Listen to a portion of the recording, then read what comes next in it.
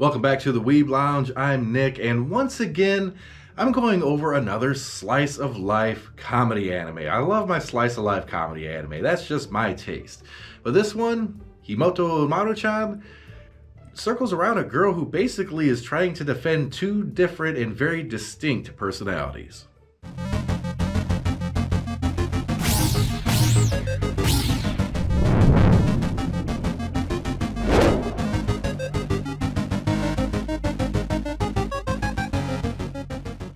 Now, Umaru-chan is the main character of this anime, and I say she has a split personality, but not really. What she has is a public persona and a private persona. They are very contrasting. It's one of those things where if people in the public realm figured out what she was like in the private realm, well, maybe things would change in her life that she doesn't quite want. Now, in school, she is super smart. She is top of her class. In athletics, she is super athletic. She is top of her class. She is the absolute most sought after student for everything and anything in this school. She's dominated all academics, all athletics, and the love of all the student body and students. You know, it's everything. So that's her public persona. But what's her private persona? Well, she lives with her brother Taihei, and Taihei is just, he's just out of college. He's a working guy, right? Older brother.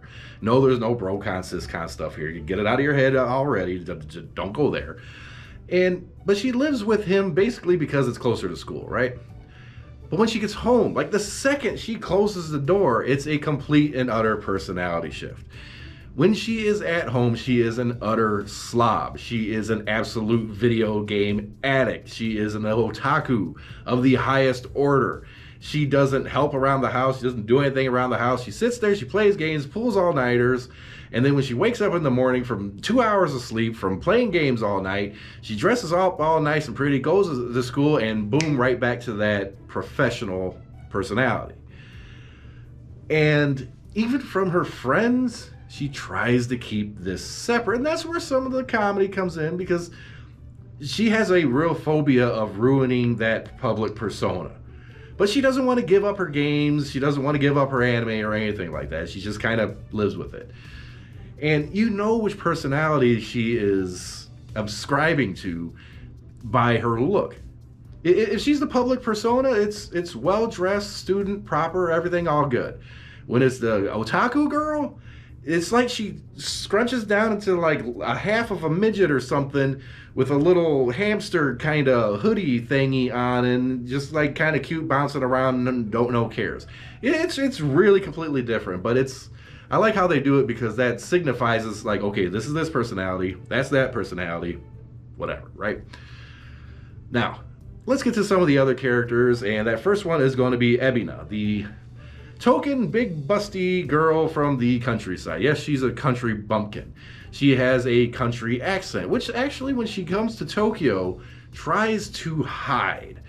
And she happens to live in the same building as Umaru, right below their apartment more or less. She lives by herself. I guess her parents just rent it out for her or something so she can go to this school in Tokyo. Now, in terms of grades, she's about average. In terms of athletics, don't even go there. Just don't go there. In terms of being able to eat, she's the type that can win the eating competitions. Nobody going to beat Ebina. And she ends up becoming friends with Umaru, but she becomes friends with the public persona Umaru. Has no idea who this other character is. The chibi Umaru, right? Komaru, as Kirie would say. But that's kind of her character. She's kind of clueless, she's really shy, and she has the hots for the brother. For Umaru's brother, not her brother. Her brother actually left and got work and disappeared in Tokyo somewhere. Like as a chef or something maybe? Don't know. And that's part of her motivation for coming to school in Tokyo is to try to find her older brother who basically just skipped town, right? Well, that's part of her motivation, but it goes there a little bit, but not all that much, right? They kind of sort of find him, but don't. yeah, I'll let you guys watch to figure that one out. But Ebina, you know, she's just a shy but fun, big busty girl that eats a lot and has no idea Umaru is actually like an anime otaku gamer girl. Not a clue. Not a clue. Then you have Kirie. Kirie is kind of the opposite. Kirie, she's like a real slender, dark-haired girl, really, really shy, like no friends at all. But for whatever reason, absolutely idolizes the public persona of Umaru. The prim and proper girl. Wants to be your friend, like desperately wants to be your friend. For whatever reason. Probably because she's the most popular girl in school, right? And just, okay, yeah. There's your reason. Most popular girl in school, Kirie. Probably has a girl crush on her, who knows. Might be some Yuri in there who, yeah, when in doubt, invoke Yuri. I mean, it works in most cases. But the thing is, Kirie never really befriends her. I mean, they grow a little closer, and they become more or less acquaintances, I guess. And eventually, it kind of gets to friendship. But Kirie somehow, you know, Kirie stops by the house basically and runs into Komaru. You know, Umaru, the gamer girl, goofy otaku, chibi. Yeah. So this poses a little bit of a problem. Now you have a girl that knows about both personalities. But Kirie is a little too dense to put them together and thinks they're completely different people. She thinks that Komaru, the otaku girl, is actually the little sister of Umaru, the public persona. She thinks they're two separate people. Not terribly bright. It should be really easy to tell. It should be. Anime logic.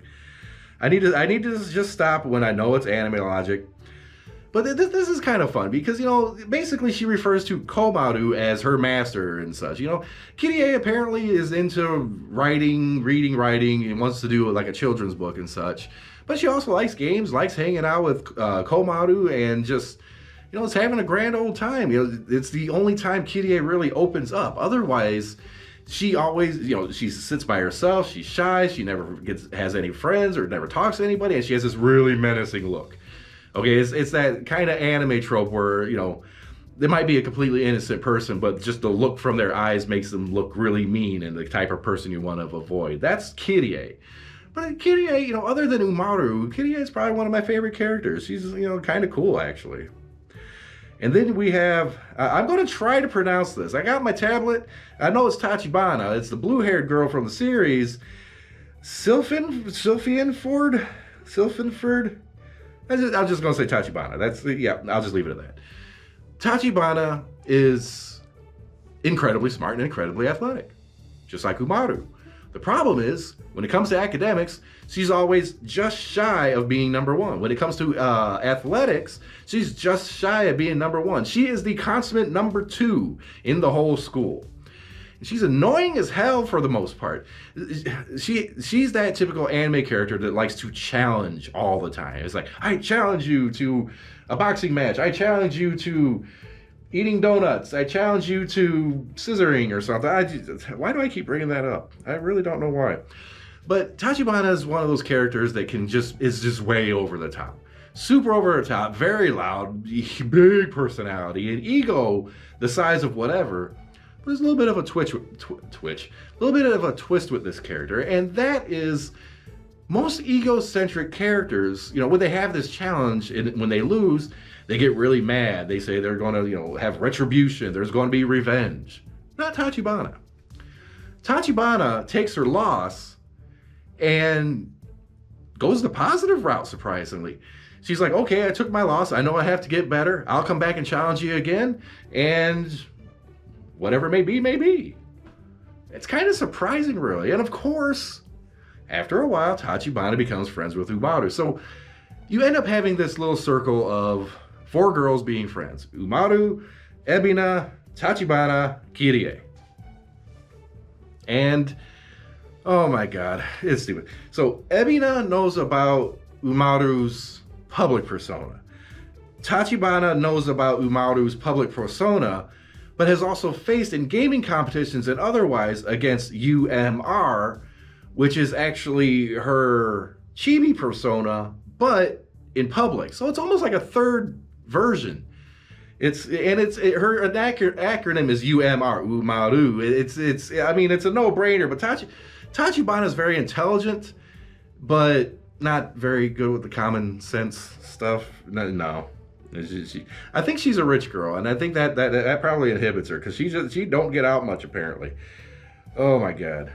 And then there's a couple other minor characters like Kanao Kongo and Alex Tachibana. Basically, they're friends of Taihei, and there is a little bit of a tie in there because I just said Alex Tachibana. Well, that's the brother of Sylphenford Tachibana. So Umaru's big brother is friends with Tachibana's big brother, and she has to manage that too because I think Alex finds out, but he keeps it secret. He doesn't divulge it to her little sister because I guess it entertains him or something. I don't know. It's kind of bad. But Himouto Umaru-Chan is basically just a slice of life comedy. And of course, just like any of the others, that you can't just take, your typical characters and stick them here and say, have fun, be funny. It's been done to death, especially, way back with Lucky Star.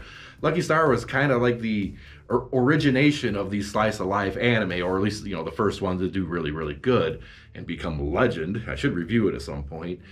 But all these other ones, they have to have a little bit of an injection of something that's a little different. And in Himouto Umaru-Chan, it's the split personality and her being really nervous about people knowing about both.